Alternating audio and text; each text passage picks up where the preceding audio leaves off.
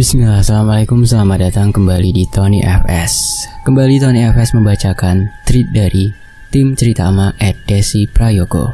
Berdasarkan kisah nyata narasumber Mbak Vela, ku kembalikan bonekamu, tapi jangan ganggu anakku lagi. Sebenarnya kalau perkara boneka, tim cerita ama sendiri sudah beberapa kali mengupload di tweet-tweet sebelumnya ya. Di Tony FS juga ada. Teman-teman bisa lihat di deskripsi ya, atau di searching bisa. Nah, tapi di kesempatan kali ini tim cerita ama akan menambah lagi koleksi cerita tentang masalah perbonekaan. Masalahnya cerita kali ini memiliki latar cerita yang tak kalah menyeramkan dari cerita-cerita tentang boneka sebelumnya. Ada boneka Cindy ya, yang di Tony FS itu udah saya bacakan ya. Tentunya yang pernah tim cerita ama juga share di Twitternya. Seperti biasanya sebelum saya mulai membacakan ini, saya harus berdoa dulu ya. A'udzu bikalimatillah tammah. Bismillahirrahmanirrahim. Allahumma shalli ala Muhammad sallallahu alaihi wasallam. Ini dia selengkapnya.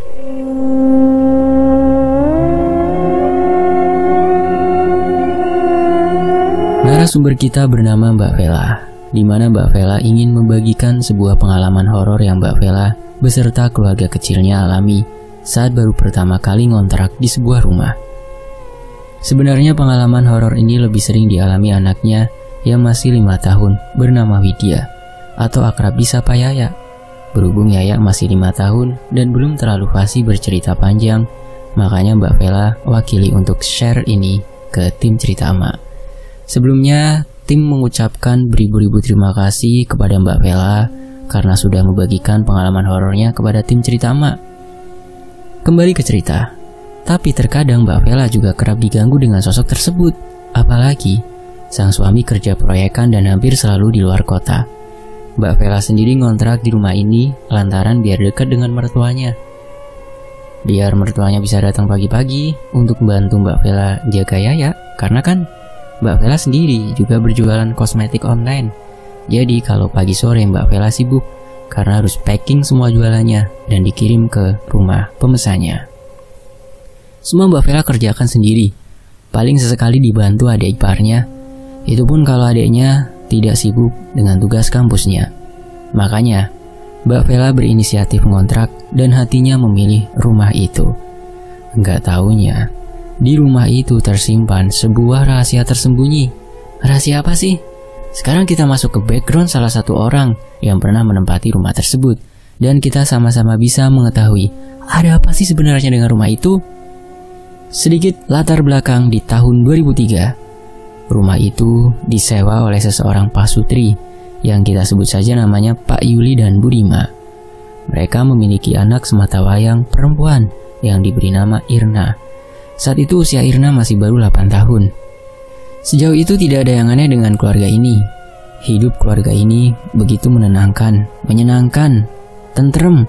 Apalagi Irna, yang saat itu masih duduk di bangku SD, selalu mendapat prestasi di sekolahnya. Sehingga Irna kerap mendapat hadiah-hadiah dari kedua orang tuanya. Entah itu snack, coklat, baju baru, ataupun sebuah boneka, dan mainan-mainan lainnya. Sekitar bulan Juli tahun 2003, keluarga ini merayakan ulang tahun Irna yang ke-9 tahun. Mereka rayakan sambil mengundang anak-anak kecil yang bertempat tinggal di sekitaran rumah mereka. Pak Sutri ini berharap supaya di kelas 3 Irna bisa lebih berprestasi lagi dan giat belajar. Makanya mereka gelarkan acara ulang tahun untuk Irna pada waktu itu. Di hari spesial tersebut, Irna mendapat sebuah boneka bayi perempuan yang sangat imut.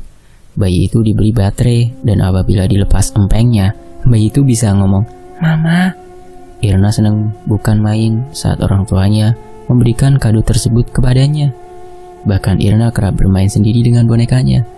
Irna tidak mengizinkan satupun temannya boleh menyentuh boneka yang sangat dia cintai. Irna benar-benar menyayangi bonekanya dengan segenap hati. Mungkin Irna begitu lantaran dia pengen punya adik, tapi sayangnya rahim Bu Rima harus istirahat dalam rentang waktu yang cukup lama setelah keguguran yang keempat kalinya. Untungnya Irna bisa memaklumi kondisi ibunya dan tidak lagi merengek minta adik. Apalagi setelah dia mendapatkan boneka ini, berasa sudah seperti mengurus seorang adik. Setiap kali pergi ke toko mainan, yang Irna beli ya peralatan-peralatan yang sekiranya alat-alat untuk mengurus boneka bayinya. Dia benar-benar begitu menyayangi bonekanya, hingga kejadian naas itu terjadi menimpa Irna, tepatnya di bulan Agustus tahun 2003. Di mana saat itu sudah masuk tahun ajaran baru, dan Irma baru saja mengenakan badge kelas 3-nya. Di hari pertamanya dia masuk sekolah, Irna membawa bonekanya. Mungkin ingin dia tunjukkan kepada teman-temannya kalau dia bisa menjaga bonekanya dengan baik. Namanya kan juga anak-anak, pasti pikirannya masih seputar mainan kesayangannya aja. Sebenarnya Irna dilarang untuk membawa mainan ke sekolah. Berhubung hari itu masih baru masuk dan belum ada pelajaran, jadi gurunya membolehkan Irna membawanya ke sekolah. Tapi kalau udah dimulai pelajarannya, Irna dilarang untuk membawanya lagi. Soalnya takut mengganggu proses belajar mengajar. Irna senang sekali, bahkan sesekali dia menyisir rambut boneka kesayangannya tersebut. Bahkan, beberapa teman Irna ada yang mengambilnya supaya dapat melihat bonekanya lebih dekat. Irna mempersilahkan, tapi tidak dilarang teman-temannya itu memegang. Tibalah jam pulang sekolah. Satu persatu anak-anak sekolah pulang ke rumah masing-masing. Begitupun dengan Irna. Dia berjalan pulang ke rumahnya yang tidak jauh dari sekolah sambil menggendong bonekanya. Irna kalau berangkat emang diantar, tapi kalau pulang dia sendiri atau bareng teman-temannya. Nah, pada saat dia mau keluar dari pagar sekolah, Irna ini dihadang sama anak-anak nakal di sekolahnya. Sebut saja Joko in the gang. Joko sendiri adalah anak kelas 5, tapi dia suka sekali mengganggu murid-murid kelas 1 sampai kelas 6. Bersama gengnya, Joko ini bersikap usil dan beberapa kali membuat anak yang diusilinya sampai terluka. Irna sendiri juga sering mendapat gangguan dari Joko. Sudah dia laporkan ke guru dan orang tuanya. Tapi yang namanya Joko pasti akan terus berulah di sekolah. Siang itu sekitar pukul 13, semua anak pulang ke rumah melewati pagar depan, termasuk Irna. Dia berjalan seperti biasa keluar pagar, dan dia melihat ada Joko in the gang di depan sekolah. Irna mengabaikan Joko dan teman-temannya sambil terus berjalan dan ngomong-ngomong sendiri sama bonekanya. Dia juga sempat berpisah sama Astuti, teman sebangkunya. Teman-teman ingat baik-baik nama Astuti ini ya. Awalnya tidak ada yang aneh, tapi yang namanya Joko, dia usilnya itu random, dan di hari itu yang menjadi sasarannya adalah Irna. Joko menghujani Irna dengan kata-kata gila, sinting, gak waras, dan lain-lain. Sayangnya, Irna abai dengan ucapan Joko dan terus berjalan menjauh. Joko tiba-tiba menjadi kesal melihat gaya Irna. Seolah-olah Joko ngerasa ditantang, padahal juga enggak. Yang namanya anak SD, tapi kalau pikirannya dah seperti ini juga gawat endingnya. Terus Joko berlari mendekati Irna yang mulai nampak berjalan jauh dari Joko. Tiba-tiba, dari belakang, Joko sahut boneka itu dari tangan Irna. Irna pun kaget dong. Setelah itu Joko ketawa-tawa sambil melihat boneka milik Irna dan berucap kalau boneka Irna jelek dan lain-lain. Irna marah dan berusaha merebut kembali bonekanya. Joko bukannya langsung memberikan boneka itu, malah dia lempar oper ke sana ke sini. Jadi semisal dilempar-lempar ke temannya gitu, lalu dilempar balik ke arahnya, terus seperti itu. Terakhir, setelah boneka itu Joko tangkap, Joko langsung lempar bonekanya ke tengah jalan raya, yang mana jalanan raya itu selalu menjadi jalan alternatif truk-truk besar lewat. Sekolah mereka sendiri emang terletak di pinggiran jalan besar tersebut, makanya agak bahaya kalau anak-anak yang sekolah di situ tidak diantar jemput orang tuanya. Balik ke cerita, tanpa rasa bersalah, Joko setelah melempar boneka itu langsung pergi meninggalkan Irna yang menangis. Pas di saat Joko berjalan menjauh, Irna ternyata memilih untuk mengambil bonekanya yang tergeletak di tengah jalan. Irna berjalan mengambil boneka itu dengan derai air mata yang bercucuran. Waktu dia jongkok dan hendak meraih bonekanya, tiba-tiba ada sebuah truk besar yang melintas dari arah kiri Irna. Truk ini sudah mengklakson berkali-kali ketika posisinya masih jauh, dan truk ini diduga ada masalah dengan remnya, makanya tidak bisa stop mendadak dan hanya bisa klakson. Cuma Irna pada saat itu tak kunjung berlari ke tepi dan malah menangis di tengah-tengah jalan. Akibatnya, innalillahi, tabrakan tidak bisa terhindarkan. Tubuh Irna terlempar cukup jauh dari posisinya dan langsung terjatuh ke tanah, bersimbah darah.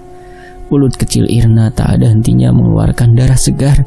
Di tangan kanannya dia memegang boneka kesayangan itu yang kepalanya sudah terlepas dari tubuhnya.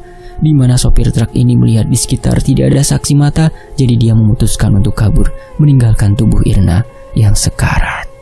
Padahal di dekat situ masih ada Joko bersama gengnya, dan juga masih ada Astuti yang menunggu jemputan ibunya.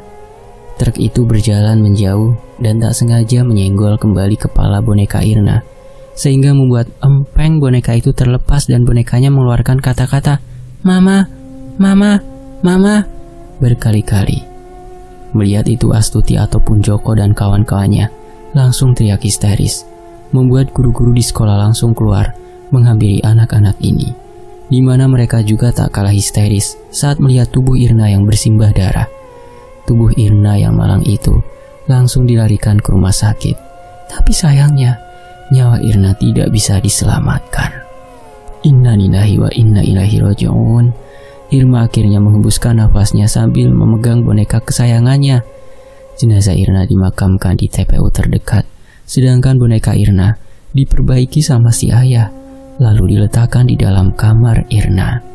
Sampai akhirnya, kedua orang tua Irna memutuskan untuk keluar dari rumah itu dan memilih pindah, karena katanya sosok arwah Irna terus-menerus menghantui pikiran mereka setiap hari, hampir membuat Pak Yuli dan Bu Rima menjadi ODGJ. Takutnya semakin mereka mendapat gangguan tersebut, semakin membuat mereka tidak bisa mengikhlaskan kepergian Irma selama-lamanya. Mereka berdua memilih pindah tanpa membawa barang-barang Irna sedikit pun. Kasur, mainan, sampai baju-baju dan buku-buku Irna ditinggalkan di rumah itu. Pemilik kontrakan tidak masalah, tahu rumah itu rencananya mau dipakai sendiri sama yang punya kontrakan. Beberapa hari kemudian, Astuti yang merasa sudah tenang dan mengaku melihat kronologi Irna mengalami tabrak lari, mulai menceritakan kepada orang tua dan gurunya. Awalnya Astuti tidak mau bicara sedikit pun karena saking traumanya. Bagaimanapun Astuti dan Irna teman dekat, jadi Astuti shock melihat teman kecilnya meninggal pas di depan matanya sendiri. Tapi lambat laun Astuti sudah bisa berdamai dengan dirinya dan dia mulai berani speak up. Mendengar pernyataan Astuti, Joko dan kawan-kawannya akhirnya dikeluarkan dari sekolah secara tidak hormat. Cok. Soalnya pihak sekolah merasa perbuatan Joko dan teman-temannya kali ini sudah keterlaluan sekali. Itu tadi sedikit kronologi seputar sosok Irna.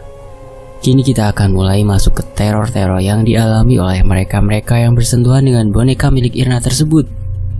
3 teror terepik yang sudah tim cerita Emak pilih. Sebelum kita masuk ke teror yang dialami sama Mbak Vela sendiri, gak ada salahnya ya kalau kita sertakan 2 teror lain nih, yang mana masih ada kaitannya dengan boneka tersebut. Di mana 2 teror ini orang-orangnya juga tinggal di rumah kontrakan itu dan bersentuhan langsung dengan sosok boneka Irna. Teror pun dimulai. 1. Pemilik kontrakan. Teror yang pertama ini dialami langsung sama si pemilik kontrakan. Seperti yang sudah aku bilang sebelumnya, kalau kontrakan ini mau ditempati sendiri sama yang punya. Jadi setelah orang tua Irna keluar dari rumah itu dan meninggalkan semua barang-barang Mbak Irna, si pemilik kontrakan tersebut mulai pindah ke situ. Sebut saja namanya Bu Siti dan suaminya Pak Ijul, serta anak pertama bernama Dilan, berusia 13 tahun, dan Tina berusia 11 tahun. Pada saat melihat kamar Irna penuh dengan boneka dan lain-lain, otomatis Tina, anaknya Bu Siti yang nomor 2, memutuskan untuk tidur di kamar itu. Untuk informasi ya, rumah kontrakan itu terdiri dari 3 kamar. Dulu, Bu Rima menjadikan kamar nomor 3 sebagai area sholat, tapi kini dipakai Dilan sebagai kamarnya. Awal-awal pindah tidak ada keanehan, tapi beberapa hari setelahnya, keluarga Bu Siti mulai mengalami gangguan. Terlebih paling banyak dialami sama Tina. Hampir setiap maghrib Tina merasakan panas di tubuhnya, seakan gerah dan kamarnya terasa pengap. Padahal kipas angin sudah nyala, tapi masih tetap terasa pengap. Anehnya hanya terjadi di jam-jam segitu sampai subuh.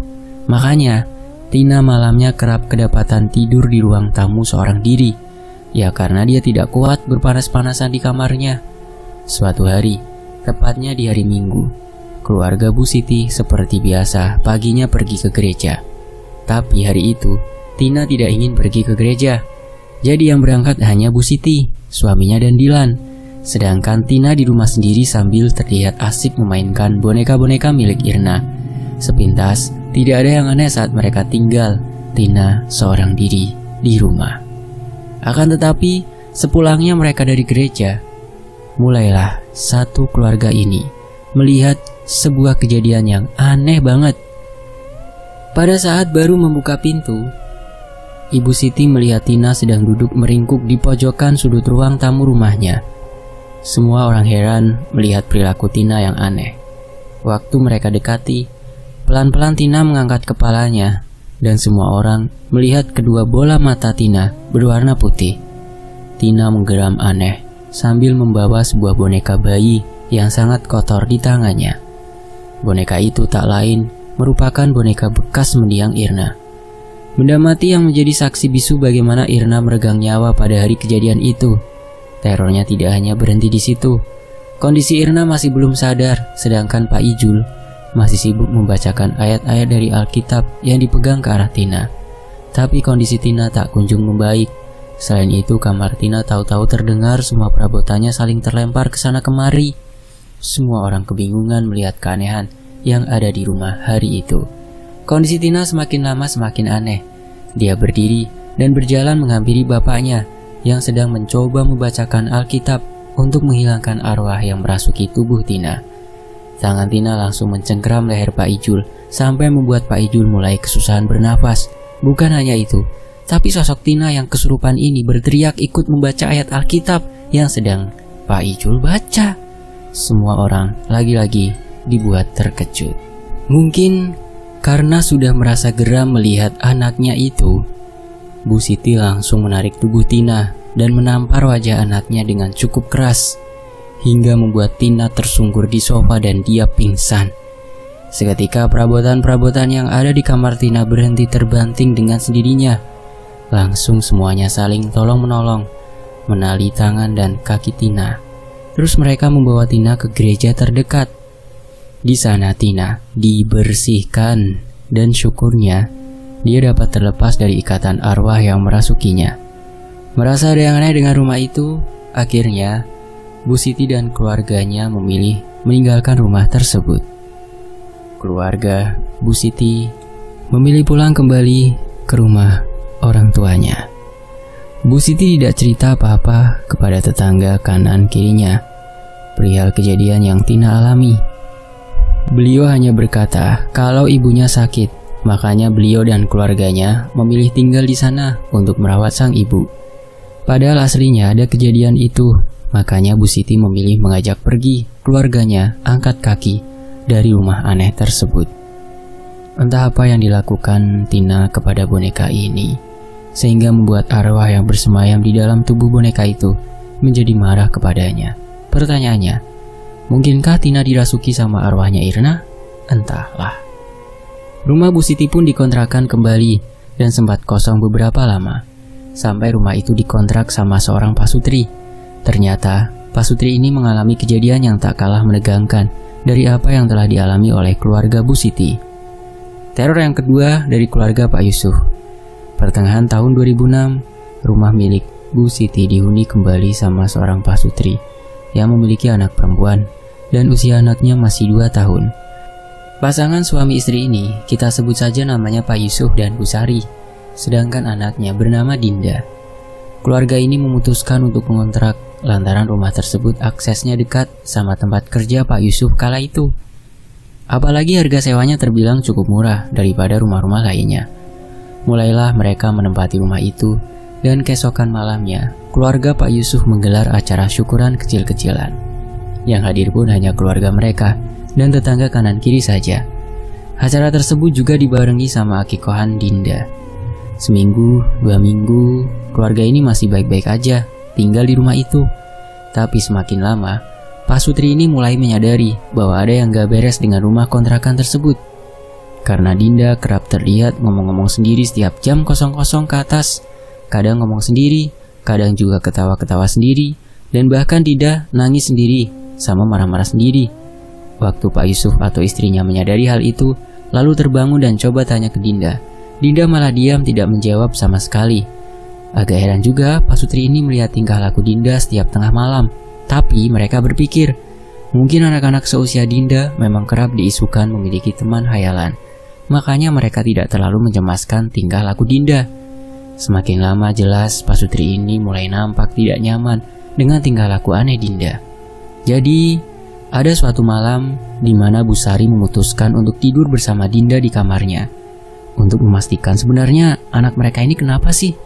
Soalnya Dinda ini tipe anak yang periang. Entah kenapa sejak menempati rumah itu, sikap Dinda terlihat aneh.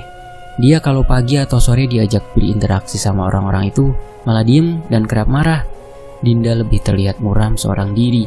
Tapi anehnya setiap malam Pak Yusuf maupun Bu Sari justru malah kerap melihat Dinda. Melihat Dinda tertawa sampai terbahak-bahak, dan itu posisinya dia sendiri di kamarnya. Anehnya kok selalu hanya di tengah malam. Sampai Bu Sari ini curiga. Dikiranya ada seseorang yang menyelundup masuk ke kamar Dinda malam-malam.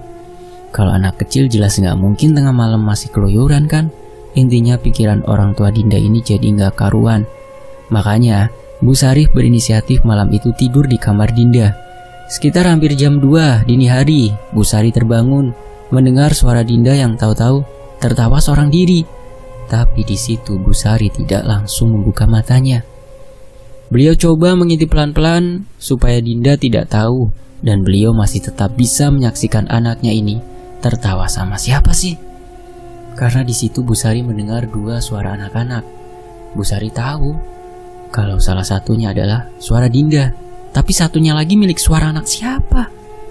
Waktu Bu Sari mengintip pelan-pelan, Bu Sari bersaksi bahwa beliau melihat ada seorang anak-anak dengan wujud yang menyeramkan sedang bermain boneka bersama anaknya. Mata anak itu putih secara keseluruhan, kulitnya pucat dan dia memakai seragam SD yang penuh sekali dengan darah. Anak itu tertawa riang bersama anaknya, seolah mereka adalah anak yang saling memahami. Dinda juga nampak nyaman sekali bermain sama sosok anak itu. Sifat Dinda juga berbeda dengan sifatnya kepada orang-orang yang ada di sekitarnya. Orang-orang yang coba interaksi dengan Dinda tapi justru mengalami penolakan. Anehnya, anak ini seperti bisa diterima baik sama Dinda. Bu Sari hanya takut anak ini membawa peran negatif ke dalam tumbuh kembang Dinda. Cuma kalau dipikir-pikir lagi, Bu Sari baru tersadar. Anak siapa juga yang dibolehin keluar rumah tengah malam, apalagi masih memakai seragam. Selain itu wujud atau tubuh anak ini aneh sekali. Di pikiran Bu Sari hanya terlintas kalimat kalau anak ini bukan anak manusia. Dari situ akhirnya membuka kedua matanya selebar mungkin dan berusaha meraih Dinda. Akan tetapi beliau malah mendapati tubuh Dinda sudah tidak ada di atas kasur. Yang ada Bu Sari malah menemukan sebuah boneka kotor dan setengah rusak berkali-kali mengeluarkan kalimat, "Mama, mama, mama." Dicari empengnya di mana-mana tapi tak kunjung ketemu.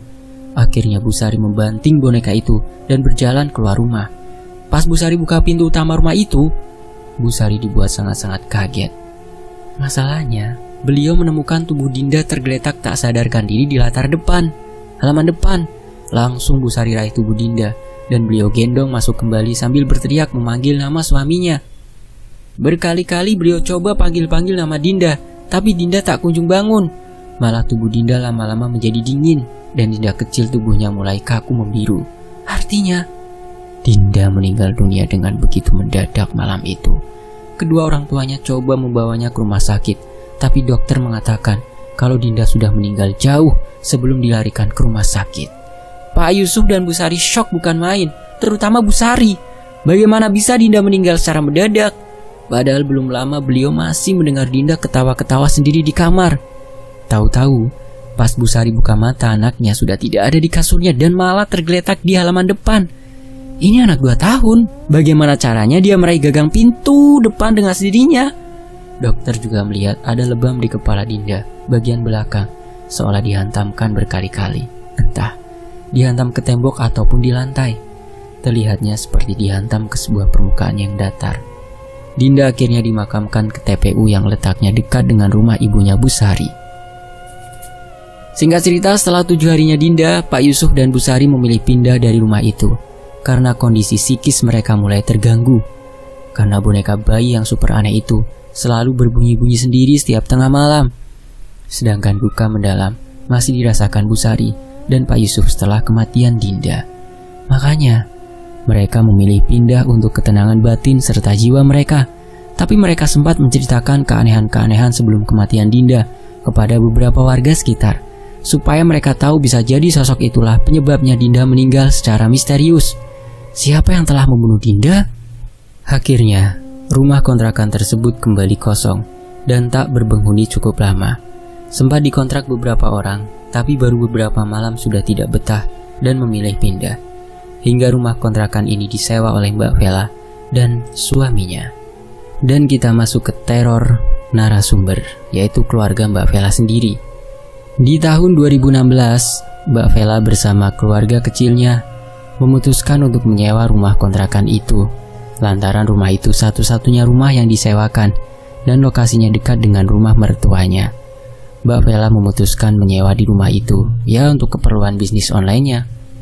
Selain itu supaya mertuanya bisa datang membantunya menjaga si anak saat Mbak Vela sibuk dengan pekerjaannya. Apalagi suaminya kerap mendapat pekerjaan di luar kota. Makanya, kalau sendirian itu sedikit kewalahan, harus bekerja sambil menjaga anak. Anak Mbak Vela yang akrab disapa Yaya ini usianya juga masih 5 tahun dan belum lama baru masuk TK kecil. Jarak sekolahnya juga tidak jauh dari rumah kontrakan tersebut. Pokoknya rumah ini benar-benar cocok sama yang diharapkan Mbak Vela di tengah-tengah situasinya yang super sibuk. Singkat cerita, Mbak Vela mulai pindah di rumah itu bersama anaknya sambil dibantu dengan keluarga besarnya. Sang suami tidak bisa bantu karena sedang bekerja di luar kota. 2 hari setelahnya, Mbak Vela langsung menggelar acara syukuran untuk mendoakan dia beserta keluarganya agar selalu mendapat perlindungan saat di rumah sewa tersebut. Itu merupakan kali pertama Mbak Vela menyewa sebuah rumah. Biasa saja seperti di rumah-rumah pada umumnya. Tidak ada yang aneh, dan Mbak Vela mulai berusaha beradaptasi dengan lingkungan sekitar. Tetangga kanan kirinya juga nampak ramah-ramah, kerap membantu Mbak Vela saat situasinya sedang sibuk atau mertuanya tidak bisa datang karena ada urusan mendadak. Jadi Mbak Vela kerap merasa terbantu dengan adanya para tetangga yang super baik-baik ini. Cuman Mbak Vela agak aneh ketika para tetangganya ini tidak mau diajak masuk, malah memilih membawa Yaya pulang dan merawatnya di rumah mereka saja. Sampai Mbak Vela dibuatkan suguhan enak-enak, para tetangganya itu tak kunjung bersedia. Daripada memaksa dan membuat keduanya bertengkar, Mbak Vela memilih diam dan membiarkan saja sikap tetangganya. Toh rumahnya juga bersih dan tidak bau sama sekali. Setiap ditanya alasan mereka kenapa tidak mau masuk ke rumahnya, para tetangganya ini justru bersikap aneh dan selalu berkata, takut mengganggunya saat bekerja. Ya ada benarnya juga sih, tapi kan dia udah mempersilahkan, berarti artinya Mbak Vela tidak keberatan. Tapi ya sudahlah, mungkin tradisi mereka seperti itu. Meski Mbak Vela sendiri agak kesel ketika melihat tetangga-tetangga di sekitarnya kerap main bareng, entah di rumah siapa dan masuk gitu aja ke rumah tetangga tersebut, tapi nggak ada yang mau masuk ke dalam rumahnya. Ditanya kenapa juga jawabnya nggak jujur. Itu Mbak Vela belum tahu kalau pernah ada sebuah tragedi yang pernah terjadi dengan anak salah satu penyewa lama rumah itu. Sampai tibalah Mbak Vela berkenalan dengan seorang anak muda yang bernama Astuti. Di mana Astuti ini tiba-tiba datang ke rumah Mbak Vela untuk menanyakan pekerjaan. Kebetulan sekali karena Mbak Vela juga sedang mencari pegawai yang bantu-bantu dia packing dan lain-lain. Selama seminggu kerja bareng Astuti, Mbak Vela merasa cocok hingga keduanya mulai akrab. Terus suatu hari, Astuti kedapatan memegang pintu kamar yang saat itu dipakai tempat tidur Yaya sambil nangis. Mbak Vela keheranan dong melihat gelagat Astuti dan tangisannya juga semakin lama malah jadi kenceng. Langsung Mbak Vela tenangkan dan dibawa ke ruang tamu. Di situ Astuti cerita semua kepada Mbak Vela. Mulai dari kejadian yang dialami sama sahabat kecilnya sampai rasa rindunya kepada Irna. Barulah di situ Mbak Vela mengetahui semuanya. Alasan ibu-ibu sekitar tidak mau masuk ke rumahnya. Alasan kenapa Yaya setiap malam selalu terdengar ketawa-tawa sendiri. Dan alasan kenapa kamar itu kerap berantakan dengan sendirinya. Yang paling penting adalah alasan boneka anak bayi itu empengnya kerap terlepas sendiri dan selalu mengeluarkan suara "Mama, Mama, Mama" berulang-ulang setiap tengah malam. Karena kamar itu merupakan kamar bekas mendiang Irna dan semua barang-barang itu adalah milik Irna. Bahkan ada sebuah ukiran nama di salah satu kaki bonekanya yang tertulis Arni, jika dibalik akan menjadi Irna. Nama itu sengaja diukir di situ sama Irna, karena dia ingin memberikan nama tersebut untuk boneka kesayangannya. Dari cerita yang Astuti sampaikan, hari itu juga Mbak Vela langsung mengemasi semua boneka-boneka dan barang-barang milik Irna. Lalu semuanya diletakkan di kamar nomor 3, dan pintu itu langsung dia kunci dari luar. Takutnya sosok itu mencelakai Yaya seperti apa yang terjadi kepada anak keluarga Pak Yusuf. Sebenarnya Mbak Vela sendiri takut, tapi dia mencoba tenang, karena seminggu lagi suaminya sudah pulang. Jadi rumah itu dia tidak hanya berdua dengan Yaya lagi. Ternyata keputusan Mbak Vela mengemasi semua barang-barang Irna merupakan keputusan yang seharusnya tidak dia lakukan. Sebab di malam harinya, Yaya tahu-tahu menghilang dari kamarnya. Awalnya itu Mbak Vela mendengar suara boneka bayi itu kembali memanggil mama-mama pada malam hari. Mbak Vela mengira suaranya dari kamar nomor 3, tapi nggak taunya suara itu berasal dari kamar Yaya. Saat Mbak Vela buka pintu kamar Yaya, kamar itu bentukannya kembali seperti semula sebelum Mbak Vela kemasi. Semua tata letak barang-barangnya sama persis seperti semula. Yang membuat Mbak Vela kaget adalah Yaya yang tahu-tahu ngilang dari kamar itu. Anak ini pergi lewat mana? Pintu depan dalam kondisi terkunci dari dalam. Semua jendela pun sama. Lalu barang-barang ini juga gimana bisa tertata sendiri? Padahal pintunya saja masih dalam kondisi terkunci dari luar. Semua kunci ada di bawah bantal Mbak Vela. Gak pakai nunggu lama, Mbak Vela langsung keluar rumah sambil teriak-teriak memanggil nama Yaya. Suaranya yang cukup keras di tengah malam membuat semua tetangganya pada bangun dan keluar rumah. Semua orang membantu Mbak Vela mencari di mana Yaya berada. Dia nangis histeris sambil terus jalan memanggil nama Yaya yang tak kunjung ketemu. Hingga tak terasa, rombongan orang-orang ini melintas di depan sebuah pemakaman warga sekitar. Di tengah keheningan malam, orang-orang ini tiba-tiba mendengar suara tangisan seorang bayi, yang mana sumber suaranya berasal dari tengah-tengah area pemakaman. Mendengar itu Mbak Vela langsung teriak sambil berkata, "Pak Bu, itu suara anak saya, Yaya." Semuanya langsung bergegas masuk ke dalam area makam sambil menyenter ke segala arah. Sampai ada senter salah satu warga yang menyorot ke arah sebuah makam, di mana makam itu merupakan makam mendiang Irna. Lalu semua orang melihat bahwa ada Yaya yang sedang duduk di samping batu nisan Irna sambil terus menangis. Tubuh Yaya seperti kedinginan dan setengah menggigil. Buru-buru Mbak Vela hangatkan tubuh anaknya itu dan semua orang bergegas meninggalkan area pemakaman. Malam itu Mbak Vela langsung pergi ke rumah mertuanya bersama Yaya dan mereka tidur di sana. Keesokan paginya, Mbak Vela ditemani mertuanya kembali ke rumah kontrakan tersebut untuk mengemasi baju-baju mereka. Tapi mereka dihampiri sama seorang bapak-bapak, yang mana beliau merupakan pengurus kampung setempat. Bapak-bapak ini berkata, alangkah baiknya sebelum pergi, Mbak Vela harus minta maaf terlebih dahulu kepada mendiang Irna. Barangkali Mbak Vela melakukan kesalahan sehingga memicu kemarahan dari sosok arwah Irna, sampai membuat Yaya tahu-tahu berada di tengah kuburan. Karena kalau nggak gitu, mereka takut sosok arwah Irna akan terus mengikuti Yaya dimanapun dia berada. Dengan dibantu para warga, Mbak Vela berziarah ke makam Irna untuk meminta maaf, sembari membawa bunga ziarah dan membawakan boneka milik Irna. Semua orang berdoa di makam Irna supaya semuanya kembali tenang. Terakhir Mbak Vela letakkan boneka bayi itu tepat di depan batu nisan Irna dengan harapan supaya Irna tenang di alamnya sambil berkata, "Aku kembalikan bonekamu, tapi jangan ganggu anakku lagi ya." Setelah itu Mbak Vela baru berkemas dan pindah sementara di rumah kontrakan kecil depan rumah mertuanya. Gak apa-apa kecil, toh sementara, sambil dia cari-cari info lagi seputar rumah kontrakan yang baru. Menurut kesaksian anggota keamanan kampung yang kerap berpatroli lewat area pemakaman tersebut, masih sering mendengar suara boneka milik Irna yang bersuara, "Mama, Mama," berulang kali dengan sendirinya. Semua itu terjadi hampir di setiap tengah malam saja. Sampai detik ini boneka itu masih ada di dekat pusara makam Irna. Hanya saja posisinya kerap berubah-ubah, tanpa tahu siapa yang telah merubahnya. Dan rumah kontrakan milik Bu Siti juga sampai sekarang masih kosong, belum ada yang nyewa.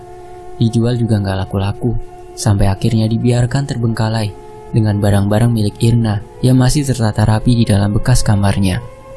Semoga dari cerita ini ada sesuatu pelajaran berharga yang bisa kalian ambil hikmahnya. Pendapat mengenai cerita ini aku kembalikan lagi kepada para teman-teman yang menyimak. Kira-kira pelajaran apa yang bisa kalian dapat dari cerita kali ini? Untuk Astuti sampai detik ini masih kerja sama Mbak Vela dan sudah dianggap sebagai adiknya sendiri. Dan kita berdoa semoga Irna tenang di alamnya ya. Amin. Tidak ada yang tahu bagaimana kabar kedua orang tua Irna sekarang. Dan semoga orang tua Irna juga dalam keadaan baik ya. Makam Irna sampai sekarang jadi satu-satunya pusara makam yang terlihat paling angker di antara makam-makam lainnya. Apalagi ditambah adanya boneka Irna yang sengaja ditaruh di sana dan suka berpindah-pindah posisi sendiri. Sekali lagi kita ucapkan terima kasih kepada Mbak Vela beserta keluarga, Mbak Astuti dan Yaya. Lucu banget saat kita video call bareng. Semoga kalian sehat semua ya dan selalu mendapatkan perlindungan dari Allah Subhanahu wa Ta'ala. Semua cerita ini tentunya dialami langsung sama Mbak Vela ya, dan ada sebagian berdasarkan kesaksian dari Mbak Astuti. Terima kasih buat teman-teman yang udah nyimak kisah ini. Teman-teman juga bisa mampir ya ke akun YouTube-nya Emak Official. Untuk link YouTube-nya ada di deskripsi ya. Dan Tony FS pamit. Wassalamualaikum warahmatullahi wabarakatuh. Sampai jumpa di kisah lainnya. Tetap di Tony FS. Alhamdulillah.